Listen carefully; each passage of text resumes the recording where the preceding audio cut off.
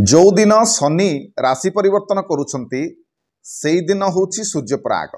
जो दिन शनिंकर चलन हेउछि बा जो दिन शनि राशि परिवर्तन करुछंती से दिन हबाकु जाउछि सूर्यपराग। यह 2025 वर्षर प्रथम सूर्यपराग। केउ राशि माने हेबे प्रभावित, कौन रहिबो सूर्यपरागर नियम जानिबा पई भिडियोटी को शेष पर्यंत देखंतु। नमस्कार, मो मनोज दास, स्वागत आपण मानकु आजिकार ए भिडियो रे। यह हूँ 2025 वर्षर प्रथम सूर्यपराग, जहाँकि 29 मार्च 2025 रे पड़िबो। तबे प्रथमे जानी रखंतु, यह आम पई बा भारत रे तथा ओडिसा रे यह हूँ अदृश्य। यह सूर्यपराग हिसाब से देखा सूर्यपराग लगुच सत, किंतु आम ओडिसा रे बा भारत रे लागुनी, तेणु चिंतित होबार कौन कारण नहीं। किंतु जेहेतु ए दिन शनिंकर मध्य चलन होउछि, शनि मध्य राशि परिवर्तन करुछंती, देवराशि को जाउछंती, मीन राशि रे गोचर करिवे, सेथिपाई समस्त राशि माने हेबे प्रभावित। केउ राशि मानक पक्षे शुभ फल मिलिबो, केउ राशि मानक पक्षे अशुभ फल मिलिबो, जानिबा पई भिडियोटी को शेष पर्यंत देखंतु। देखंतु 29 मार्च 2025 एक एभली दिन जो दिन सूर्यपराग भी लगुछि, शनि राशि परिवर्तन भी करुछंती, आउ ए दिन होछि चैत्र अमावास्या। तेणु ए जो दिनटी को शनिश्चरी अमावास्या बोली कहा जाउछि। जेहेतु ए दिन शनि राशि परिवर्तन करुछंती आ अमावास्या पड़ुछि, तेणु शनिश्चरी अमावास्या बोली ए दिन को कहा जिवो। ता सहित सूर्यपराग मध्य आई सूर्यपराग परठारु, शनिंकर राशि परिवर्तन परठारु एई केतेगोटी राशिर भाग्य चमकिबाकू जाउछि।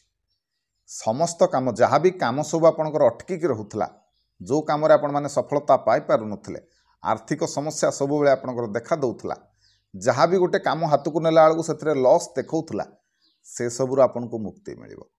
प्रत्येक क्षेत्र में आपण माने सुनाम सुफल अर्जन करिवे। विद्यार्थी मानक पई भल समय आसीबो।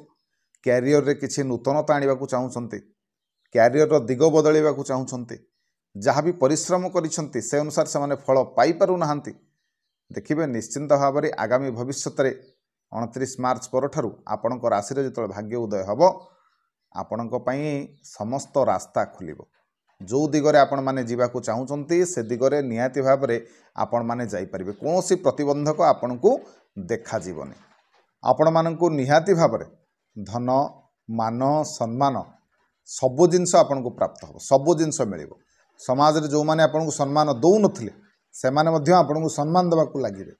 शनिंकर शुभ दृष्टि एमानकू ऊपर एमिति भाव में रहिबो जे नवग्रह सबु ग्रह माने एमानकू शुभफल दबाकू लगे, आ प्रत्येक क्षेत्र में एमानकर जय ही हब। प्रथमे आसंतु जानि नबा जे सूर्यपराग जो लागिबो हमर 29 मार्च 2025 तारिख दिन, से दिन यार समय सब जानि नबा, केतबेले लागिबो आउ केतबेले छाड़िबो, कौन रहिछि नियम आम मानक पई। देखंतु सूर्यपराग जेहेतु आम भारत रे ओडिसा रे अदृश्य, तेणु हांडी छाड़ किंबा देवनीति रे कोनोसी प्रकार यह प्रभाव पकेइबनी। आपण माने जेमिति पूजा करुथले, आपण माने जेमिति घरे रांधिकी खाउथले, से सबरे आपणकर किछि असुविधा नाही। किंतु खाली गोटिए कथा कहिबी, जो माने गर्भवती अछन्ते महिला माने, से माने पदा को न बाहरिले भल, बा सूर्यालोक को न आसिले भल। काहेकि ना ग्रहण समय रे कहा जाए, आम ज्योतिष शास्त्र रे मध्य कहा जाइछि जे ग्रहण समय रे ग्रहणर प्रभाव गर्भस्थ शिशु उपरे पड़ी थाए, सेतिपई माँ मानकू सतर्क रहिबा आवश्यक। तेबे सूर्य ग्रहणर जदि समयटी देखिबा, यह 29 मार्च 2025 तारिख दिन 2:20 रु आरंभ हबो एवं यार शेष हबो संध्या 6:13 रे।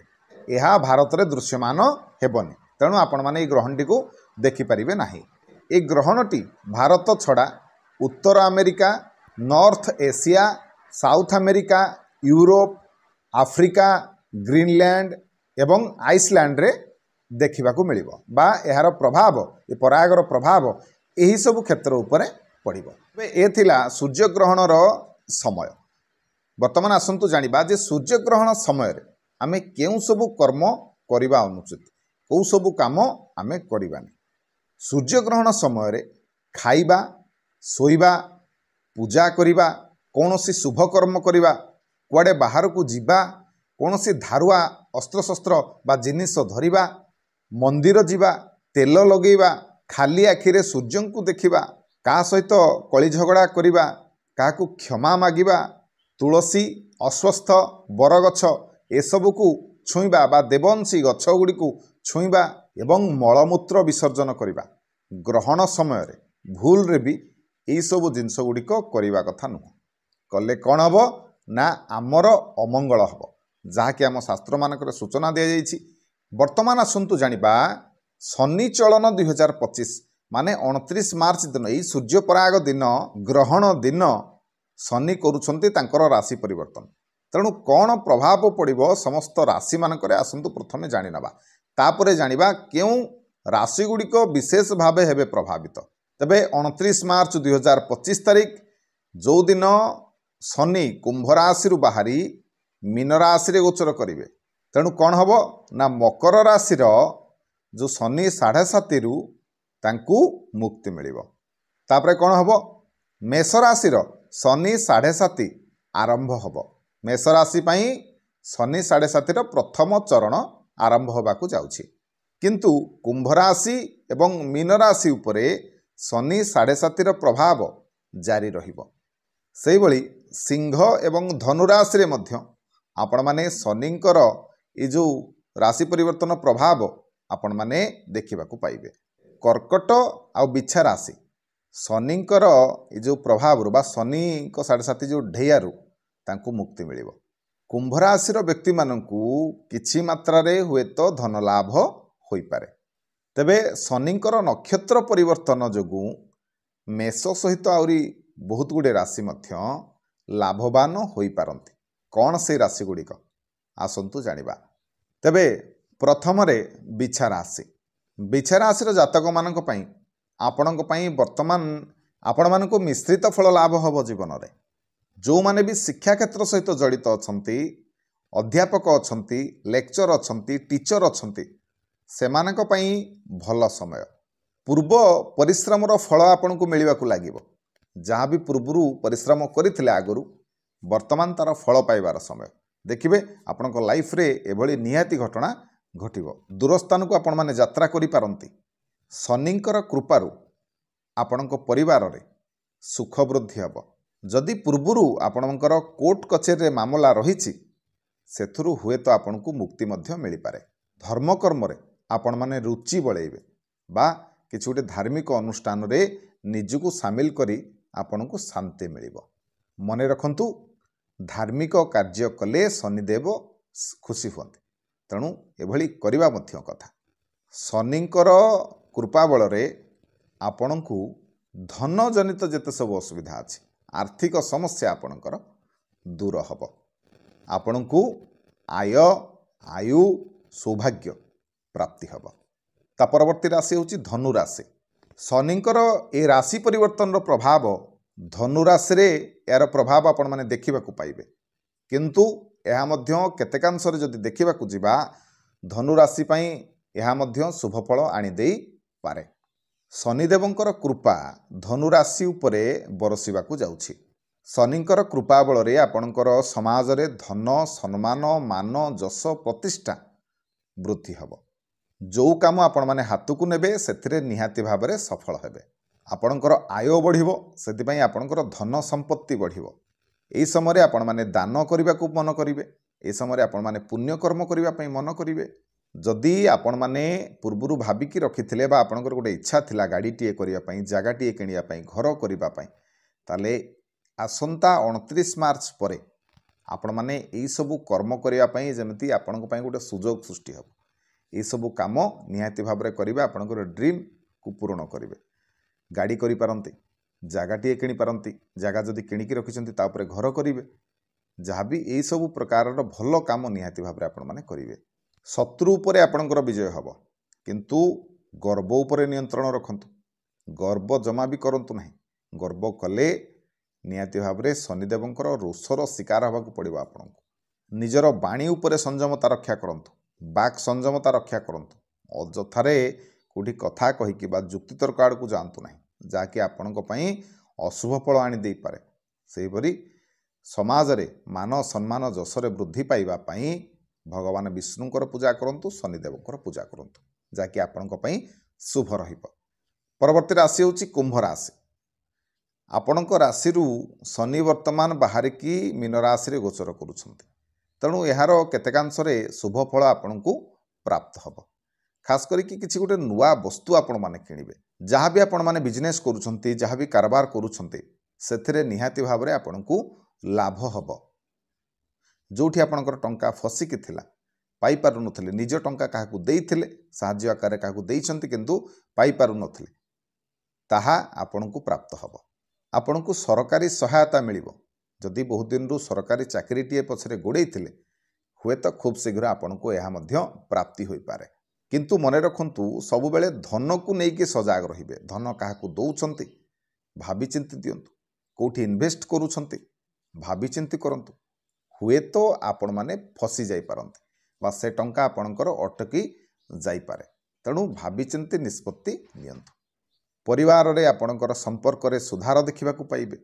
ସ୍ୱାମୀ ସ୍ତ୍ରୀଙ୍କ ଭିତରେ ହେଉ, ଭାଇ ଭଉଣୀଙ୍କ ଭିତରେ ହେଉ, ପରିବାରରେ ଅନ୍ୟ ସଦସ୍ୟଙ୍କ ସହିତ ହେଉ କିମ୍ବା ସାଙ୍ଗସାଥିମାନଙ୍କ ସହିତ ହେଉ, ଆପଣଙ୍କର ସମ୍ପର୍କରେ ସୁଧାର ଆପଣମାନେ ଦେଖିବାକୁ ପାଇବେ। ତେବେ ପ୍ରତ୍ୟେକ ଶନିବାର ଶନିଦେବଙ୍କର ପୂଜା କରନ୍ତୁ ଏବଂ ମହାଦେବଙ୍କର ପୂଜା କରନ୍ତୁ। ତା ସହିତ ସୂର୍ଯ୍ୟଙ୍କୁ ଅର୍ଘ୍ୟ ନିହାତି ଭାବରେ ପ୍ରତ୍ୟେକ ଦିନ ପ୍ରଦାନ କରନ୍ତୁ ଗାଧୋଇ ସାରିବା ପରେ, ଯାହାକି ଆପଣଙ୍କ ପାଇଁ ଶୁଭ ରହିବ। ତା ପରବର୍ତ୍ତୀ ରାଶି ହେଉଛନ୍ତି ମେଷ ରାଶି। ଶନିଙ୍କର ଚଳନ ଆପଣଙ୍କ ପାଇଁ ନିହାତି ଭାବରେ ଶୁଭ ହୋଇପାରେ, କିନ୍ତୁ ଅଯଥା ଯୁକ୍ତିତର୍କ, ଅଯଥା ବିବାଦ ଠାରୁ ଦୂରେଇ ରୁହନ୍ତୁ। ନହେଲେ ଅଯଥାରେ ଆପଣଙ୍କର ଧନ ନଷ୍ଟ ହୋଇପାରେ, ନାଶ ହୋଇପାରେ। ଶତ୍ରୁମାନଙ୍କ ଠାରୁ ଦୂରେଇ ରୁହନ୍ତୁ। ଅଯଥାରେ କୌଣସି ପ୍ରକାରର କଥାକୁ ନେଇକି ଶତ୍ରୁ ବଢ଼ାନ୍ତୁ ନାହିଁ, ନହେଲେ ଆପଣମାନେ ହଇରାଣରେ ପଡ଼ିପାରନ୍ତି। ଏ ସମୟଟି ଆପଣଙ୍କ ପାଇଁ ମିଶ୍ର ଫଳଦାୟୀ ରହିବ, ମାନେ 50-50ର ସମୟ। ଧନ ବି ଆପଣଙ୍କର ଲାଭ ହେବ, କିନ୍ତୁ ଧନ ବି ଖର୍ଚ୍ଚ ହେବ। ଗୁଡ଼ାଏ ଧନ ପାଇଯିବେ, କିନ୍ତୁ ଗୁଡ଼ାଏ ଧନ ମଧ୍ୟ ଖର୍ଚ୍ଚ ହୋଇପାରେ। ତାହା କୌଣସି କଳି ଝଗଡ଼ାରୁ ଆରମ୍ଭ ହୋଇ ମାଲି ମକଦ୍ଦମା ପର୍ଯ୍ୟନ୍ତ ଯାଇକି ସେଥିରେ ମଧ୍ୟ ଧନ ଖର୍ଚ୍ଚ ହୋଇପାରେ, କିମ୍ବା ଆପଣଙ୍କର ସ୍ୱାସ୍ଥ୍ୟ ସମସ୍ୟା ଯୋଗୁଁ ଆପଣଙ୍କ ଧନ ଖର୍ଚ୍ଚ ହୋଇପାରେ। ସେଥିପାଇଁ ଯତ୍ନବାନ ରୁହନ୍ତୁ। ସ୍ୱାମୀ ସ୍ତ୍ରୀଙ୍କ ଭିତରେ ସମ୍ପର୍କ ନିବିଡ଼ ରହିବ। ପରିବାରରେ ଆପଣଙ୍କର ସମ୍ପର୍କରେ ସୁଧାର ଆପଣମାନେ ଦେଖିବାକୁ ପାଇବେ। ଯାହା ବି ସମ୍ପର୍କ ଆପଣଙ୍କର ଯାହା ସହିତ ବି ଖରାପ ଥିଲା, ନିହାତି ଭାବରେ ସମ୍ପର୍କ ଆପଣଙ୍କର ସୁଧରିବ ଏବଂ ତାଙ୍କ ସହିତ ସୁସମ୍ପର୍କ ସ୍ଥାପନ ହେବ। ବିନା କାରଣରେ ଆପଣମାନେ ଏପଟ ସେପଟ ହୋଇପାରନ୍ତି। ସ୍ୱାସ୍ଥ୍ୟ ସମସ୍ୟା ଆପଣଙ୍କୁ ହଇରାଣ କରିପାରେ। ଜମିବାଡ଼ି ଏବଂ ସମ୍ପତ୍ତି ସମ୍ବନ୍ଧୀୟ ବିବାଦ ଠାରୁ ଆପଣମାନେ ଦୂରେଇ ରୁହନ୍ତୁ, ନହେଲେ ଅଯଥାରେ ମାଲି ମକଦ୍ଦମାର ଶିକାର ଆପଣମାନେ ହୋଇପାରନ୍ତି। ପରବର୍ତ୍ତୀ ରାଶି ହେଉଛି ବୃଷ ରାଶି। ବୃଷ ରାଶିର ଜାତକମାନଙ୍କ ପାଇଁ ଏଇ ଯେଉଁ ଶନିଙ୍କର ଚଳନଟି ନିହାତି ଭାବରେ ଲାଭ ହେବ। କ'ଣ ଲାଭ ହେବ ନା କ୍ୟାରିୟରରେ ଲାଭ ହେବ। ଖାଲି ଯେ କ୍ୟାରିୟରରେ ଲାଭ ହେବ ତା ନୁହଁ, ତା ସହିତ ଆପଣଙ୍କର ବିଜନେସ୍ ବା କାରବାରରେ ମଧ୍ୟ ଆପଣଙ୍କୁ ଲାଭ ହେବ। ଆପଣଙ୍କର ଆର୍ଥିକ ସ୍ଥିତି ମଜବୁତ ହେବ। ଯେଉଁ ଛାତ୍ରମାନେ ସରକାରୀ ଚାକିରିଟିଏ ଚାହୁଁଛନ୍ତି, ପାଠ ପଢ଼ିକି ଅପେକ୍ଷାରେ ଅଛନ୍ତି କେଉଁଦିନ ତାଙ୍କ ଇଚ୍ଛା ମୁତାବକ, ମନ ମୁତାବକ ଗୋଟେ ସରକାରୀ ଚାକିରି ସେମାନଙ୍କୁ ମିଳିବ, ତାହେଲେ ଖୁବ୍ ଶୀଘ୍ର ଆପଣଙ୍କର ଏହି ସ୍ୱପ୍ନଟି ପୂରଣ ହେବାକୁ ଯାଉଛି। ଖାସ୍ କରିକି ବୃଷ ରାଶି ପାଇଁ ସରକାରୀ ସ୍ତରରେ ଆପଣଙ୍କୁ ସୁଫଳ ମିଳିବ। ସରକାରୀ ସହାୟତା ହେଉ, ସରକାରୀ ଚାକିରି ହେଉ, ନିହାତି ଭାବରେ ଆପଣଙ୍କୁ ପ୍ରାପ୍ତ ହେବ। ଶନିଙ୍କର ଶୁଭଦୃଷ୍ଟି ଯେହେତୁ ଆପଣଙ୍କ ଉପରେ ରହିବ, ତେଣୁ ଅନ୍ୟ କ୍ଷେତ୍ରରେ ମଧ୍ୟ ଆପଣଙ୍କର ଲାଭ ହେବାଟା ନିହାତି ଭାବରେ ହେବ। ଆର୍ଥିକ ସଙ୍କଟ ଦୂର ହେବ। ଯଦି କୌଣସି ପ୍ରୋଜେକ୍ଟ ପଇସା ପାଇଁ ଅଟକିକି ରହିଥିଲା, ଧନ ପାଇଁ ଅଟକିକି ରହିଥିଲା, କିଛି ଗୋଟେ ବଡ଼ କାମ କରିବାକୁ ଚାହୁଁଛନ୍ତି କିନ୍ତୁ ଆର୍ଥିକ ସଙ୍କଟ ଯୋଗୁଁ ତାହା ବନ୍ଦ ହୋଇକି ରହିଥିଲା, ତାହେଲେ ସେଭଳି ସମସ୍ୟା ଆପଣମାନେ ଆଉ ଦେଖିବାକୁ ପାଇବେନି। ନିହାତି ଭାବରେ ଏବେଠାରୁ ଆପଣଙ୍କ ପାଇଁ ଶୁଭ ସମୟ ଆସିଗଲା। ତେବେ ଏ ଥିଲା ଏ ଯେଉଁ ଶନିଙ୍କର ଚଳନ 2025 ଠାରୁ ଯେଉଁ ରାଶିମାନେ ବିଶେଷ ଭାବେ ପ୍ରଭାବିତ ହେବେ ଏବଂ ଯେଉଁ ରାଶିମାନଙ୍କ ପକ୍ଷେ ବିଶେଷ ଶୁଭଫଳ ରହିବ, ସେହି ବିଷୟରେ ଆପଣମାନଙ୍କୁ କିଛିଟା ସୂଚନା। ଆଶା କରୁଛି ଆଜିକାର ଏହି ଭିଡ଼ିଓଟି ଆପଣମାନଙ୍କୁ ନିଶ୍ଚୟ ଭଲ ଲାଗିଥିବ। ଯଦି ଭିଡ଼ିଓ ଭଲ ଲାଗିଥାଏ ତାହେଲେ ଭିଡ଼ିଓକୁ ଲାଇକ୍ କରିବେ, ସେୟାର କରିବେ, ଚ୍ୟାନେଲକୁ ସବସ୍କ୍ରାଇବ୍ କରିବେ। ରହିଲି, ଜୟ ଜଗନ୍ନାଥ।